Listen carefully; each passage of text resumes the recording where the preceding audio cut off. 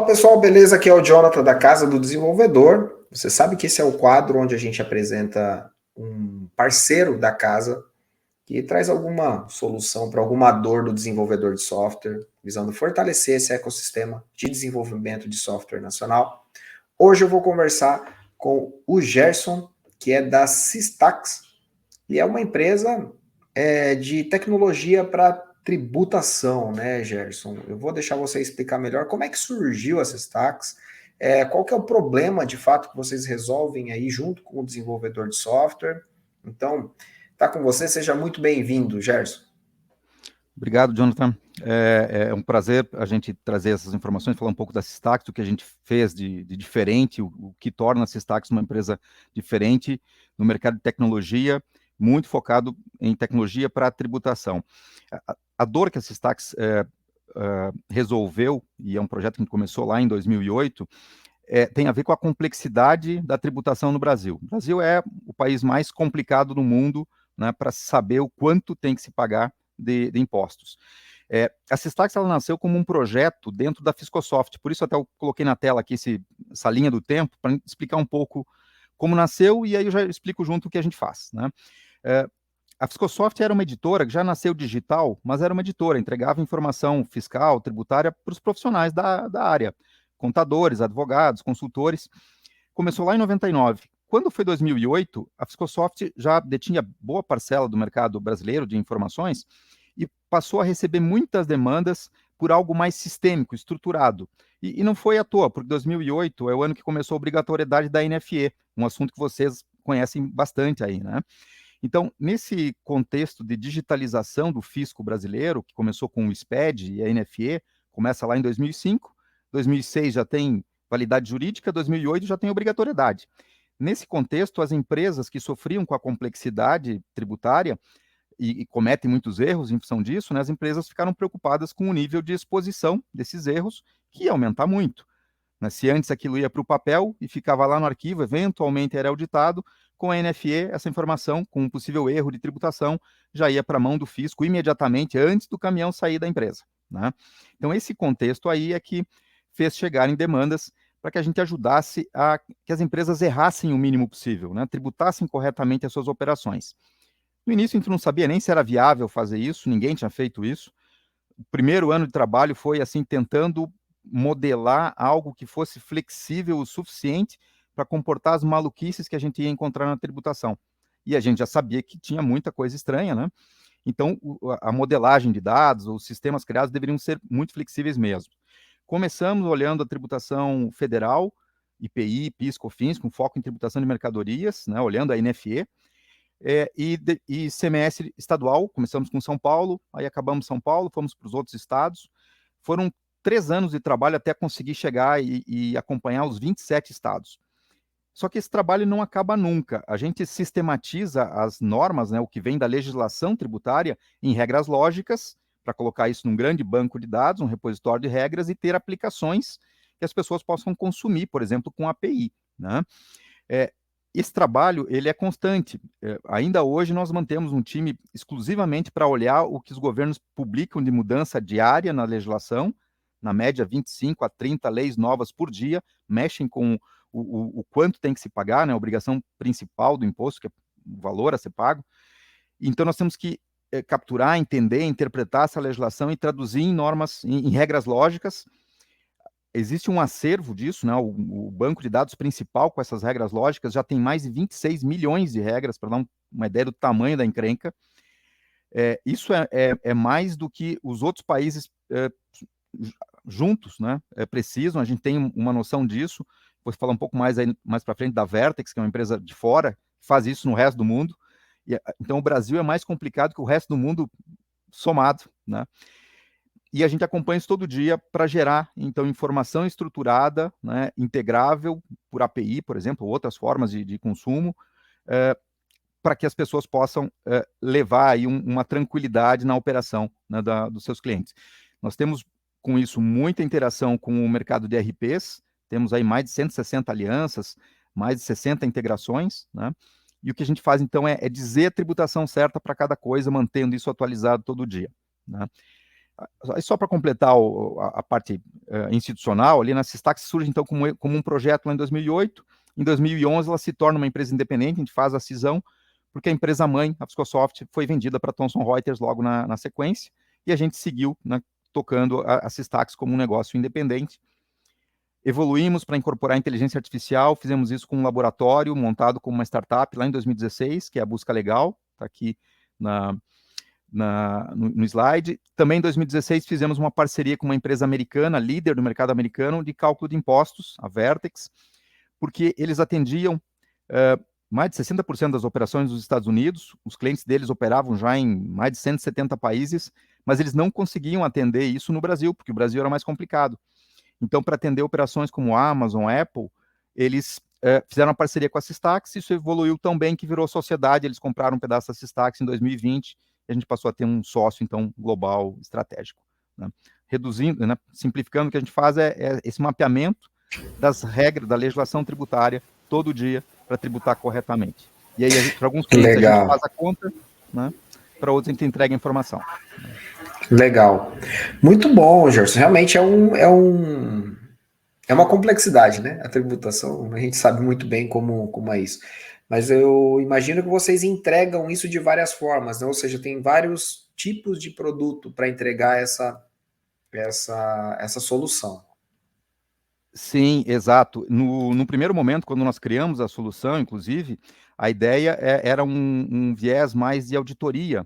Depois, a gente viu que o que fazia mais sentido era um viés mais preventivo. Né? Então, nós passamos a desenvolver formas de integração com RPs, inicialmente por web services, por exemplo, mas tem outras formas de integração, até via banco, ou troca de arquivos. Mas hoje em dia, 90% das integrações são via API, REST com JSON, né? Seja para fornecer informação que vai atualizar os RPs, seja para realizar o cálculo nas transações. A empresa vai emitir uma nota, por exemplo, todo aquele bloco de impostos a gente consegue gerar com uma API, né, que calcula para cada transação todos os itens, a gente calcula todos os impostos. Vou colocar um outro slide aqui na tela, que a gente consegue falar um pouquinho melhor sobre isso.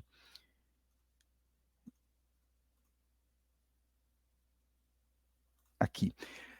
Aqui a gente representa, por exemplo, um RP, mas pode ser qualquer software, uma plataforma de e-commerce, qualquer sistema que precise calcular impostos, né? Do lado direito aqui a nossa retaguarda, ou seja, acompanhando todo dia as legislações, as leis novas que são publicadas, isso passa por um time de umas 25 pessoas que só fazem isso, transformam isso numa estrutura lógica, né, de condições e consequências naquela base de dados com mais de 26 milhões de regras, todo dia isso vai crescendo, tem controle de vigência, controle histórico disso, né? E isso é combinado com a informação que vem lá do cliente. E essa informação, normalmente por API, como eu falei, né, a gente recebe então as informações das mercadorias que o cliente produz ou compra, vende, enfim, o que ele transaciona.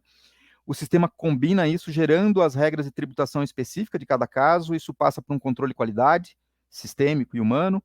Daqui isso vem para esse ambiente, um cockpit, que é onde fica um repositório, na base de dados de cada cliente com as suas regras, um ambiente de gestão. Aqui a gente vai atender ou integrações diretas para atualizar o RP, via API, por exemplo, ou web services, ou atender o motor de cálculo para aqueles clientes que precisam que a gente faça a conta, também web services ou API, ou até como componente, DLL, por exemplo, né, ou em ambiente Linux também. Então, são duas formas principais. Ou a gente faz a conta, transação, ou entrega os dados para que o sistema do cliente, o RP, ou não, outro sistema dele, faça a conta. O grande desafio não está em fazer a conta, apesar de que tem muita diferença entre os estados, tem mais de 200 fórmulas para ser aplicadas aqui, mas o grande desafio é em saber a regra certa, os parâmetros certos, as alíquotas, os códigos, CST, CFOP, SEST, são mais de 160 campos que a gente tem que gerenciar para cada situação, para cada operação. Uma mercadoria em uma determinada operação vai ter ali um conjunto de dados para ICMS, IPI, PIS, COFINS, isso dá mais de 160 campos. É bem complexo, bem profundo. Né? Interessante. Então, tem várias formas aí de poder usar a inteligência tributária, né? Tanto uma maneira mais preventiva, que seria a análise do produto mesmo, no momento de cadastro, né? É isso, né? Se eu entendi corretamente, né, Sérgio? Gerson, desculpa. Perfeito, Jonathan. Começa com o cadastro, mas depois todo dia a gente refaz. Esse processo ele é repetido de forma cíclica todo dia, porque o governo não para de mudar, todo dia tem novidades. A empresa também pode ter novidades, mercadorias novas, operações novas, abre uma filial. Então, o nosso processo ele reprocessa esses dados todo dia e entrega só o que mudou. É um processo incremental e a gente vai entregando só regras novas ou alteradas para o cliente receber isso e atualizar os seus sistemas, né? Isso pode Entendi. ser item a item, né, para segmentos mais complexos, como bebidas, medicamentos, que assim, a tributação varia para cada item, né?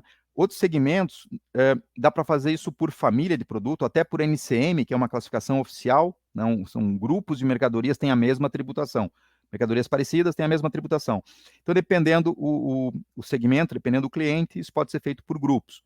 Mas a gente consegue tratar até situações muito específicas. Tem empresas maiores que costumam ter regimes especiais, a gente consegue resolver isso também, né? Muito legal. Imagino que dá trabalho, né, Gerson, manter tudo, todas essas Bastante, regras aí. Tem uma equipe bastante. aí bem capacitada, alimentando, né, atualizando essas regras, além da inteligência artificial, como você citou, né? A gente é entusiasta da inteligência artificial, mas a gente não consegue, não dá para confiar cegamente, né? Num assunto tão complicado como esse, a inteligência artificial ajuda, mas depois tem que vir a inteligência humana para revisar, fazer uma curadoria em cima de tudo isso, né? Então tem muito intelecto humano aí para fazer as coisas funcionarem direitinho, né? Legal. Parabéns, Gerson, pela empresa, né? A Sistax aí já está há bastante tempo no mercado, agora se tornando oficialmente aí uma empresa parceira da Casa do Desenvolvedor, e quero fazer o convite já, né? Você que tem o seu ERP, aí ficou interessado em conhecer um pouco mais. Aqui não vai dar tempo da gente debater, né, como o formato de integração, e, enfim. Mas eu tenho certeza que se você deixar o teu contato aí, a equipe do Gerson vai entrar em contato com você para te explicar em mais detalhes como é que funciona, como você pode fazer esse processo de integração. Algum ponto que a gente não conversou aqui, Gerson, que você gostaria de destacar? Sim, sim, Jonathan. Eu queria destacar justamente a nossa intenção de parcerias, de alianças com desenvolvedores, não apenas software houses já estruturadas, né, provedores de RP ou consultorias especializadas em RP ou e-commerce ou software de compra, mas até mesmo desenvolvedores individuais que atendam eventualmente sistemas legados ou tem um sistema específico que atendam clientes, empresas operando com mercadorias. A gente tem dois modelos comerciais, né? Um modelo para atender empresas maiores, em que a gente fornece a nossa tecnologia apoiada com o conhecimento de consultores. Então, tem gerente de projeto, consultores fiscais que executam um projeto, né?